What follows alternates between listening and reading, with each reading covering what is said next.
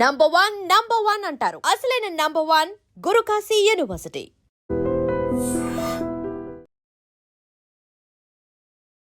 ఈ వీడియో చూసిన తర్వాత ఖచ్చితంగా అందరికి భయం వేస్తుంది.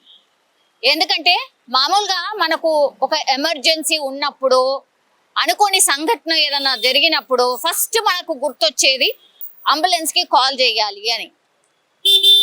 అంబులెన్స్కి కాల్ చేసిన తర్వాత ఆయన ఎట్లా డ్రైవ్ చేస్తాడో తెలుసు, మనని ఎంత ఫాస్ట్గా ఒక హాస్పిటల్కి, నియర్ బై హాస్పిటల్కి తీసుకువెళ్తాడో మనకు అందరికీ తెలిసిందే. కానీ అదే అంబులెన్స్ డ్రైవరు మరి అసలు సేఫ్గా తీసుకెళ్తాడా లేదా అనే క్వశ్చన్ మార్క్ వస్తే మీరు ఊహించుకోండి ఎట్లుంటుంది అనేది. ఇప్పుడు మీరు చూస్తుంది హన్మకొండలో ఒక అంబులెన్స్ డ్రైవర్కి డ్రంక్ అండ్ డ్రైవ్ టెస్ట్ చేస్తే సారు 83 కౌంట్ వచ్చింది సార్కి. అంబులెన్స్ డ్రైవర్ అంటే తాగి అంబులెన్స్ని నడుపుతున్నాడు. మీరు టైం కూడా చూడండి, సాయంత్రము 5:20 అవుతున్నది. ఆ టైంలో అంబులెన్స్ డ్రైవరు తాగి వెహికల్ నడుపుతున్నాడు. మరి పోలీస్ వాళ్ళకి ఎందుకు, ట్రాఫిక్ పోలీస్ వాళ్ళకు చెక్ చేయాలనిపించిందో ఏందో తెలియదు. కానీ ఈ మధ్య కాలంలో మన హైదరాబాద్ చూస్తే చాలా మటుకి ఈ స్కూల్ డ్రైవర్స్ కి సంబంధించి కూడా చాలా కంప్లైంట్స్ వస్తున్నాయి. కాబట్టి డ్రంక్ అండ్ డ్రైవ్ టెస్ట్లు స్కూల్ బస్సులని, వ్యాన్స్లని డ్రైవ్ చేస్తున్న డ్రైవర్లను కూడా సాయంత్రం పూట అట్లాగే పొద్దున చెక్ చేస్తున్నారు. చెక్ చేసి నార్మల్ ఉంటే వదిలేస్తున్నారు. మొన్న రీసెంట్లీ దిల్సుఖ్నగర్ ప్రాంతంలో ఒక డ్రైవరు, అది కూడా స్కూల్కి సంబంధించిన డ్రైవర్, పిల్లలందరూ ఉన్నారు అలా.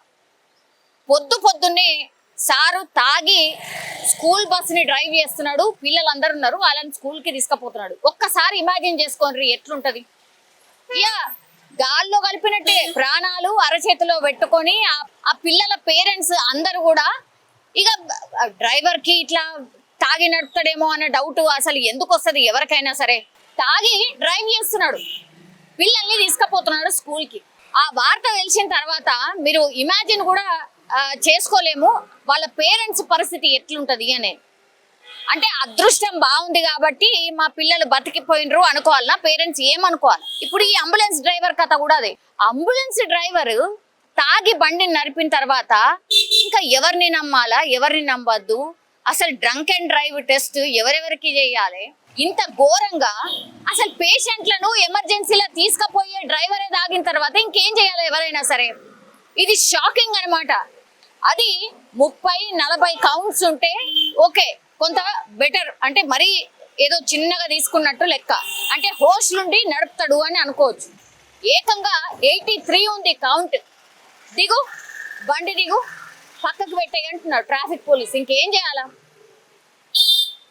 పక్కన ఇంకొక ఆయన కూడా అసిస్టెంట్ కింద పక్కన కూర్చున్నాడు. ఇప్పుడు చెక్ చేసిండ్రు కాబట్టి బయటపడ్డదా?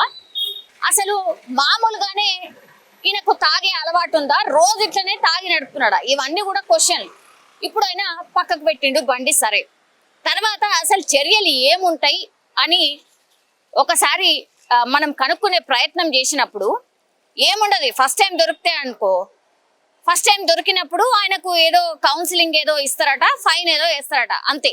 అంటే ఈ హాస్పిటల్ ఏదైతే ఈ అంబులెన్స్ ఉందో దానికి సంబంధించిన హాస్పిటల్ వాళ్ళకు పిలిచి, ఇగో మీ డ్రైవర్ ఇట్లా దొరికిండు, ఇగో ఈయనకు ఫైన్ వేస్తున్నాము, యాజ్ వెల్ యాజ్ ఇది ఒక అవగాహన కల్పించి వదిలేస్తున్నాము. ఇది ఫస్ట్ టైము. ఆ తర్వాత సెకండ్, థర్డ్ టైం కూడా దొరికిండంటే మాత్రం చూసుకోండి మరి అంబులెన్స్ డ్రైవర్ తాగి నడుపుడు ఏంటి అని ఇప్పుడు ఈ ఓనర్, ఈ అంబులెన్స్ కి సంబంధించిన హాస్పిటల్ ఓనర్ కి చెప్తారు. ఆ తర్వాత వదిలేస్తారు. థర్డ్ టైం ఒకవేళ పట్టుబడితే మాత్రమే ఆ లైసెన్స్ ని క్యాన్సిల్ చేస్తారు. ఒకవేళ ఇదే డ్రైవర్ ఎక్కడన్నా యాక్సిడెంట్ చేసి ఉంటే ఏంటి పరిస్థితి ఒకసారి ఊహించుకోండి. అంటే పేషెంట్ పోతాడు, యాజ్ వెల్ యాజ్ ఈ డ్రైవింగ్ చేసి కూర్చున్నందుకు ఈ మొత్తం అందరూ ఇక ఏదో మాకు ట్రీట్మెంట్ కోసం అని అంబులెన్స్ లో ఎక్కితే ఏకంగా గాల్లో ప్రాణాలు కలిపినట్టే లెక్క. ఏంది ఇది? ఇంత ఘోరంగా ఎక్కడైనా ఉంటుందా? అంబులెన్స్ డ్రైవర్లు కూడా తాగి నడిపిన తర్వాత ఇక ఎవరికి చెప్పుకోవాలా? అసలు ఈ సమస్యలు ఏంది ఎవరికి అర్థం కానటువంటి పరిస్థితి. ఒక్కసారి కామెంట్ చేయాల్సిందిగా కోరుతున్నాను. అంబులెన్స్ డ్రైవరు ఇప్పుడు తాగి అంబులెన్స్ ని నడుపుతున్నాడు.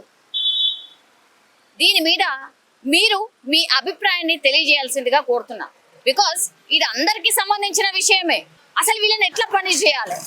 వీళ్ళకు పనిష్మెంట్ లేనిది ఈ స్కూల్ బస్ డ్రైవర్లకు కానీ, లేదంటే ఇట్లా అంబులెన్స్ డ్రైవర్లకు కానీ, లేదంటే ఈ బస్సెస్ అంటే మన గవర్నమెంట్ కి సంబంధించిన బస్సులు ఏవైతే ఉంటాయో, గవర్నమెంటే కాదు ప్రైవేట్ బస్సులు కూడా అనుకోవచ్చు, పబ్లిక్ ట్రాన్స్పోర్ట్ ఏదైతే చేస్తున్నారో దానికి సంబంధించిన డ్రైవర్లు ఇట్లా తాగి దొరికితే వీళ్ళని ఏం చేయాలి, ఏం పనిష్మెంట్ ఇవ్వాలి, ఒక్కసారి కామెంట్ రూపంలో తెలియజేయాల్సిందిగా కోరుతున్నాను. నిజంగా ప్రస్తుతం ఉన్నటువంటి సమాజం దేనికి ప్రయారిటీ ఇస్తుంది? ఆర్థిక సంబంధాల చుట్టూ మాత్రమే తిరుగుతోంది. మళ్ళీ ఎన్నికలంగానే చాలా విరక్తి కలుగుతాం. మంచి అనిపిస్తుంది కదా, లేడీస్ కూడా ఛాలెంజింగ్ జాబ్స్ చేసినప్పుడు చాలా బాగుంటది. ట్రాఫిక్ అసిస్టెంట్స్ గా నియమించిన ట్రాన్స్జెండర్స్ అందరితో సాల్యూట్ చేయించుకుంటున్నారు. ఫుడ్ డెలివరీ ఇవ్వటానికి వెళ్ళినటువంటి డెలివరీ బాయ్ అనిల్ పై కళ్ళ ముందు పెళ్ళండి